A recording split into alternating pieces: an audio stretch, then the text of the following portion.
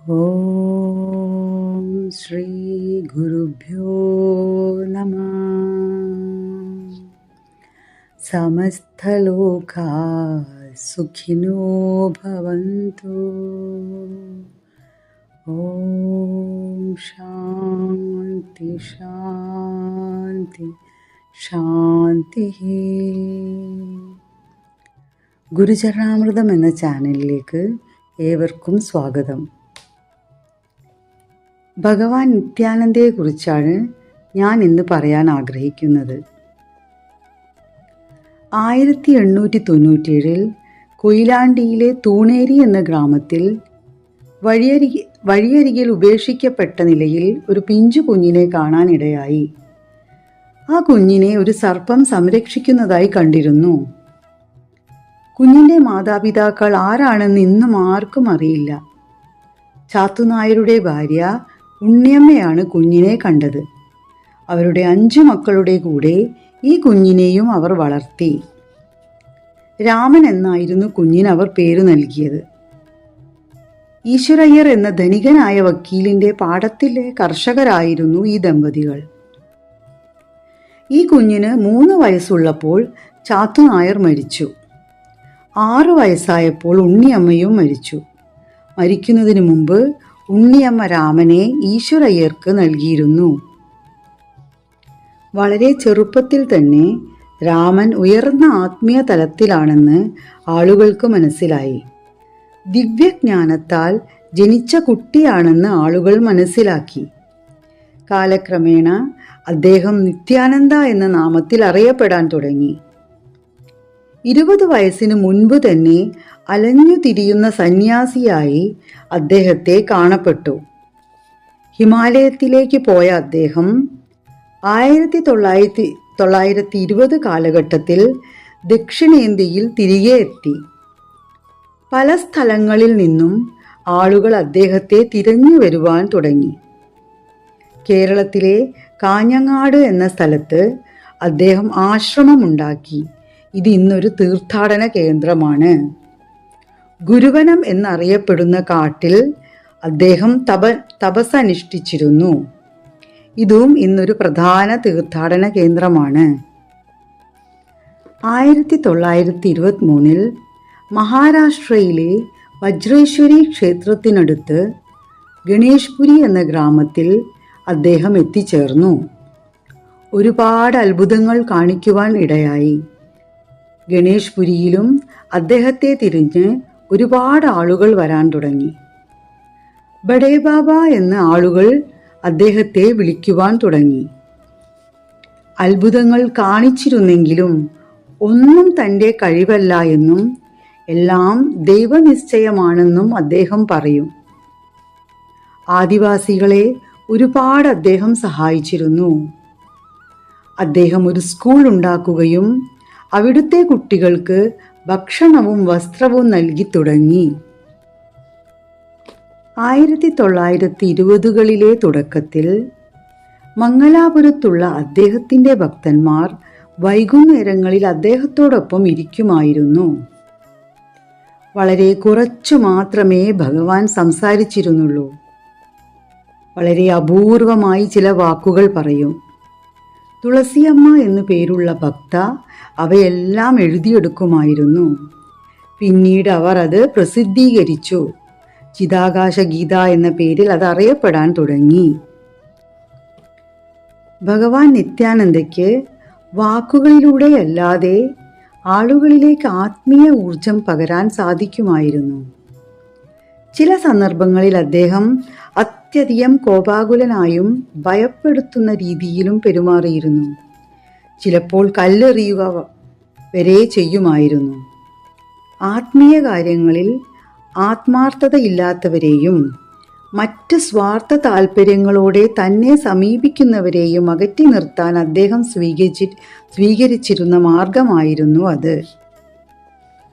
1936 നിത്യാനന്ദ ഭഗവാൻ ഗണേഷ്പുരി ഗ്രാമത്തിലെ ശിവക്ഷേത്രത്തിലെത്തുകയും അവിടെ താമസിക്കാൻ അനുവാദം ചോദിക്കുകയും ചെയ്തു. ക്ഷേത്ര ചുമതലക്കാരായ കുടുംബം അതിന് അനുവദിക്കുകയും ചെയ്തു. ഒരു കൂര നിർമ്മിച്ചു നൽകുകയും ചെയ്തു. ഭക്തന്മാരുടെ എണ്ണം വർദ്ധിച്ചു വരുന്നതോടെ ഈ കൂര പിന്നീട് ആശ്രമമായി മാറുകയും ചെയ്തു. ഭക്തർക്ക് അദ്ദേഹം ഒരു അവധൂതനായിരുന്നു. 1961 ഓഗസ്റ്റ് 8 ഭഗവാന്റെ 63-ാമത്തെ വയസ്സിൽ അദ്ദേഹം മഹാസമാധി അടഞ്ഞു. ഗണേഷ് പുരിയിലാണ് സമാധി മന്ദിരം. ഗണേഷ് പുരിയിലെ ഗുരുദേവ് സിദ്ധപീഠം ആശ്രമത്തിലും അദ്ദേഹത്തിൻ്റെ ആരാധനാലയമുണ്ട്.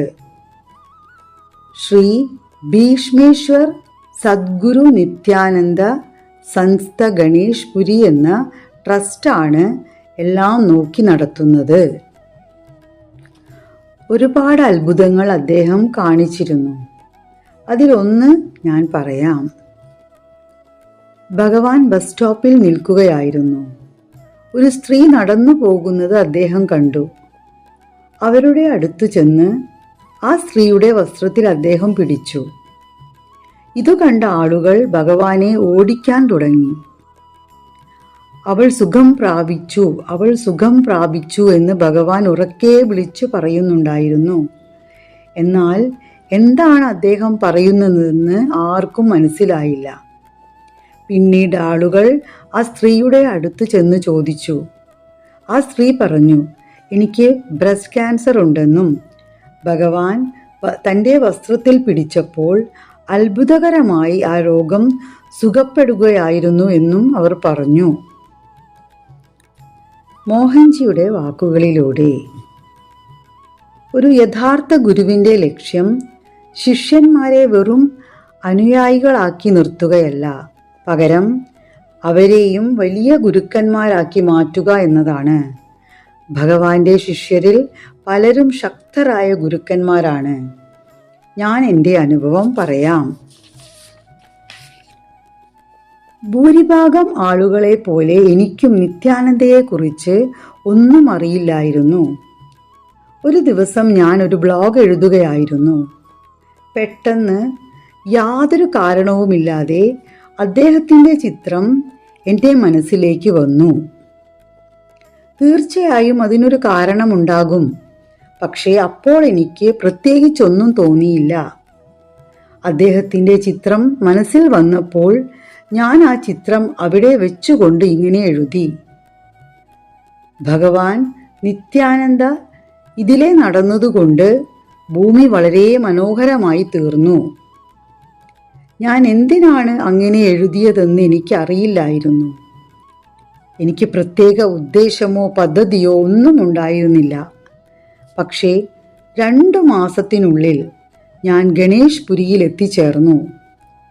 എൻ്റെ യഥാർത്ഥ പ്ലാൻ അദ്ദേഹത്തിൻ്റെ ശിഷ്യനും പിൻഗാമിയുമായ ബാബ മുക്താനന്ദൻ്റെ സമാധി ആദ്യം സന്ദർശിക്കുക, അതിനുശേഷം നിത്യാനന്ദൻ്റെ സമാധിയിലേക്ക് പോകുക എന്നതായിരുന്നു. എന്നാൽ ഡ്രൈവർക്ക് വഴി അറിയാത്തതുകൊണ്ട് എന്നെ നേരിട്ട് നിത്യാനന്ദൻ്റെ സമാധിയിലേക്ക് എത്തിച്ചത്. നിത്യാനന്ദൻ്റെ ഭൗതിക ശരീരം സൂക്ഷിച്ചിരിക്കുന്ന ആ കൃത്യസ്ഥലത്ത് തന്നെ കാർ വന്നു നിന്നു. പൂജാരിമാർക്ക് മാത്രം പ്രവേശനമുള്ള, മറ്റാർക്കും പോകാൻ അനുവാദമില്ലാത്ത ആ ഉള്ളിലത്തെ സ്ഥലത്തേക്ക് പ്രവേശിക്കാൻ അവർ എന്നെ അനുവദിച്ചു. കൂടാതെ ആ ആളുകൾക്ക് എന്നെ അറിയുകയുമില്ലായിരുന്നു. എന്നിട്ടും അവർ പറഞ്ഞു, നിങ്ങൾക്കുള്ളിലേക്ക് വരാം. ഞാൻ അകത്തേക്ക് പോവുകയും ചെയ്തു. അദ്ദേഹത്തിൻ്റെ ശരീരം സൂക്ഷിച്ചിരിക്കുന്ന ആ വിഗ്രഹത്തിൽ ഞാൻ തൊട്ടു വണങ്ങി. അതെനിക്ക് വളരെ അത്ഭുതകരമായ ഒരു അനുഭവമായിരുന്നു. ഭഗവാൻ നിത്യാനന്ദയുമായുള്ള മറ്റൊരു അനുഭവം വളരെ രസകരമായിരുന്നു. ഭഗവാൻ നിത്യാനന്ദൻ ആരെ സ്പർശിച്ചുവോ അവരെല്ലാം ഗുരുക്കന്മാരായി മാറിയിരുന്നു. ഇന്ന് ഞാൻ എന്തായിരിക്കുന്നുവോ അതിലൊക്കെ അദ്ദേഹത്തിൻ്റെ വലിയൊരു പങ്കുണ്ടെന്ന് ഞാൻ വിശ്വസിക്കുന്നു. നിത്യാനന്ദന് റഖാഡി ബാബ എന്നു പേരുള്ള ഒരു ശിഷ്യനുണ്ടായിരുന്നു. രാഖാഡി എന്നാൽ ഭസ്മം എന്നാണ് അർത്ഥം. അദ്ദേഹം ശരീരത്തിൽ ഭസ്മം മാത്രമായിരുന്നു ധരിച്ചിരുന്നത്. രാഖാഡി ബാബയ്ക്ക് പൂർണ്ണാനന്ദ എന്നൊരു ശിഷ്യനുണ്ടായിരുന്നു. ഞാൻ ആ സമയത്ത് ഈ രണ്ട് ശക്തരായ ഗുരുക്കന്മാരെയും പറ്റി കേട്ടിരുന്നില്ല. 2014 ഞാനും കുറച്ചു പേരും ദത്താത്രേയ സ്വാമിയുടെ വളരെ ചൈതന്യമുള്ള ഒരു പുണ്യസ്ഥലം സന്ദർശിക്കുകയായിരുന്നു. അവിടെയുള്ള ഒരു സന്യാസിക്ക് എന്നെ കാണണമെന്ന് ആഗ്രഹമുണ്ടായിരുന്നു. ആ സന്യാസിക്ക് ഇംഗ്ലീഷ് സംസാരിക്കാൻ അറിയില്ലായിരുന്നു. എനിക്ക് അദ്ദേഹത്തിൻ്റെ ഭാഷയും അറിയാത്തതിനാൽ ആശയവിനിമയം നടത്തുക വളരെ ബുദ്ധിമുട്ടായിരുന്നു. എങ്കിലും അദ്ദേഹം എനിക്ക് മോഹൻജിയെ കാണണമെന്ന് പറഞ്ഞു. ഞങ്ങൾ പോയ ആ സ്ഥലത്തേക്ക് അദ്ദേഹം നേരിട്ടെത്തി. അദ്ദേഹത്തിൻ്റെ ഗുരുപരമ്പര ഇപ്രകാരമാണ്: ഭഗവാൻ നിത്യാനന്ദൻ, രഖാഡി ബാബ, പൂർണ്ണാനന്ദ, സദാനന്ദ, പിന്നീട് ഞാൻ കണ്ടുമുട്ടിയ സന്യാസി ത്യാഗാനന്ദയും. പൂർണ്ണാനന്ദ 2000 ഏപ്രിൽ 6 മഹാസമാധി അടഞ്ഞത്. ശരീരം വെടിയുന്നതിന് തൊട്ടു മുമ്പ് അദ്ദേഹം തൻ്റെ കഴുത്തിലുണ്ടായിരുന്ന മാല ഊരി സ്വാമി ത്യാഗാനന്ദന് നൽകിക്കൊണ്ട് പറഞ്ഞു, ഒരു ദിവസം മോഹൻജി ഇവിടെ വരും, ഈ മാല അദ്ദേഹത്തിന് നൽകുക. കൃത്യം 14 വർഷങ്ങൾക്ക് ശേഷം ആ മാല എനിക്ക് ലഭിച്ചു. അന്ന് ത്യാഗാനന്ദൻ പൂർണ്ണാനന്ദയോട് ചോദിച്ചിരുന്നു, ഞാൻ എങ്ങനെയാണ് മോഹൻജിയെ തിരിച്ചറിയുക? അപ്പോൾ അദ്ദേഹം മറുപടി നൽകിയത് ഇങ്ങനെയാണ്: അദ്ദേഹത്തിൻ്റെ 3-ാം കണ്ണിലേക്ക് നോക്കൂ, അവിടെ പ്രകാശിക്കുന്ന ഒരു സൂര്യനെ നിനക്ക് കാണാം. ഞാൻ അദ്ദേഹം ഇരിക്കുന്ന മുറിയിലേക്ക് കടന്നു ചെന്നപ്പോൾ ത്യാഗാനന്ദ സ്വാമി എന്നെ നോക്കി വികാരാധീനനായി. അദ്ദേഹത്തിൻ്റെ കണ്ണുകൾ നിറഞ്ഞു. കുറച്ചു നേരത്തേക്ക് സംസാരിക്കാൻ പോലും കഴിഞ്ഞില്ല. ഞാൻ അവിടെ ഇരിക്കുമ്പോൾ പൂർണ്ണാനന്ദൻ സൂക്ഷ്മ ശരീരത്തിൽ വന്ന് ത്യാഗാനന്ദനോട് പറഞ്ഞു, നിന്റെ എല്ലാ ശക്തികളും മോഹൻജിക്ക് കൈമാറുക. ഈ ലോകത്ത് അദ്ദേഹത്തിന് വലിയ കാര്യങ്ങൾ ചെയ്യാനുണ്ട്. ത്യാഗാനന്ദൻ എന്നോട് ചോദിച്ചു, എനിക്ക് ഈ ശക്തികൾ അങ്ങേക്ക് കൈമാറാമോ? ഞാൻ താഴെ മുട്ടുകുത്തിയിരുന്നു. അദ്ദേഹം തൻ്റെ ആത്മീയ ശക്തികൾ എനിക്ക് പകർന്നു തന്നു. ആ മാലയും വസ്ത്രവും തന്നു. അതിനുശേഷം ഞങ്ങൾ അവിടെ നിന്നും ഇറങ്ങി. പൂർണ്ണാനന്ദൻ ഈ മാല വളരെ കാലമായി ധരിച്ചിരുന്നതാണ്. അതൊരു ആറ്റം ബോംബ് പോലെ അത്രയധികം ശക്തമായിരുന്നു.